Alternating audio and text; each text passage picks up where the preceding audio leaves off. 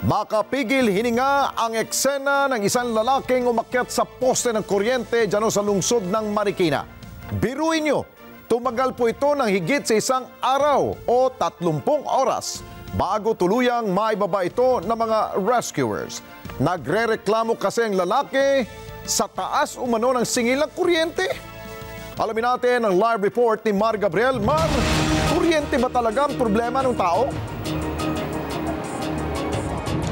Well, Alex, ang sinasabi ng mga tauhan ng BFP at ng PNP na nagsagawa ng background investigation dito sa lalaki ay namatayan daw ng panganay na anak o nag-iisang anak itong lalaki na umakyat dito sa poste ng kuryente. At bukod dyan, hiniwalayan din daw siya nung kanyang asawa, kaya na-depress na itong lalaki at umakyat niya dito sa poste ng kuryente. Hindi pa rin eh, no?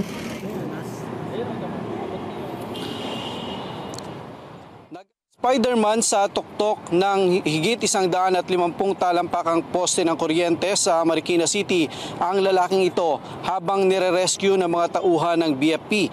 Alas 10 ng umaga kahapon nang mapaulat na umakyat sa poste ang lalaki na sinasabing nakakaranas ng depresyon. Yan ay matapos siyang mamatayan ng anak at hiwalayan ng kanyang asawa. Bandang alas 4 ng hapon, muling tinangka ng mga rescuer na iligtas ang lalaki. Isinama pa nila ang kanyang kapatid at pamangkin para siya ay kumbinsihin, pero patuloy siyang nagmamatigas at hinahampas pa ng hawak niyang bakal ang mga rescuer. Alas 4:20 ng hapon kanina nang tuluyang maibaba na ang lalaki na isinakay naman sa ambulansya. Dinala siya sa pinakamalapit na ospital para isailalim sa medical check-up kasama ng isang rescuer na kanyang nasaktan. Umabot naman sa 220 na mga household na sakop ng Barangay Tayug ang naapektuhan ng higit isang araw din na power outage. Maging ang ilang negosyo sa lugar apektado ng kawalan ng kuryente.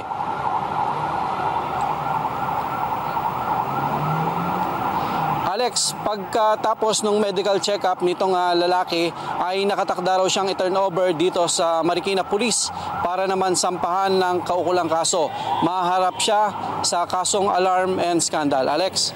Oo, nagugulat ako sa umano'y reklamo sa taas ng singil ng kuryente. Saan galing yun? Alex, ang sinasabi sa atin, dahil nga namatayan at depressed daw itong lalaki. Ang sinasabi niya rin kanina sa mga nakakausap niya na nagsilbing negotiator, may mga humahabol daw sa kanya. Ang paliwanag naman ng pulisya ay yun yung mga barangay tanod na unang sumita sa kanya nung umakyat siya doon sa bubong at tumulay doon sa isa pang wooden post patungo dito sa mataas na poste ng kuryente. Mula bandang alas 10 yan kahapon. At magdamag ding binantayan ito ng mga rescuer, Alex. At kanina ngang alas 4 ay ligtas na naibaba itong lalaki na dinala naman sa pagamutan. Okay, so far, Mar, wala pa yung kanyang pagkakinanlan kung sino siya. At nakausap mo ba yung pamilya nitong lalaking ito? Alex, hindi na nagpaunlak sa atin ng pamilya itong lalaki. Pero itong pangalan niya, siguro pwede na nating ilabas dahil binanggit na rin kanina ng pulisya. Ang pangalan niya ay si Dennis Tragura. At kanina doon sa pagkukumbinsi sa kanya ng mga tauhan ng BFP ay isinama yung kanyang kapatid at itong kanyang pamangkin para nga mapalambot dahil masyadong aggressive kanina itong lalaki habang sinusubukan na iligtas ng mga rescuer ay tumutulay pabalik-balik dito sa kawad ng kuryente. Kaya naman minabuti nila na mag-akyat ng 3 boom bilang suporta at kanina ay matagumpay naman at ligtas na naibaba itong lalaki mula dyan sa higit 150 talampakan na poste nga na nandito sa aking likuran. Okay, maraming salamat sa iyo, Mar Gabriel. Mata natin dyan sa lungsod ng Marikina. Maraming salamat sa inyo pong pagsubaybay sa Mata ng Agila Primetime.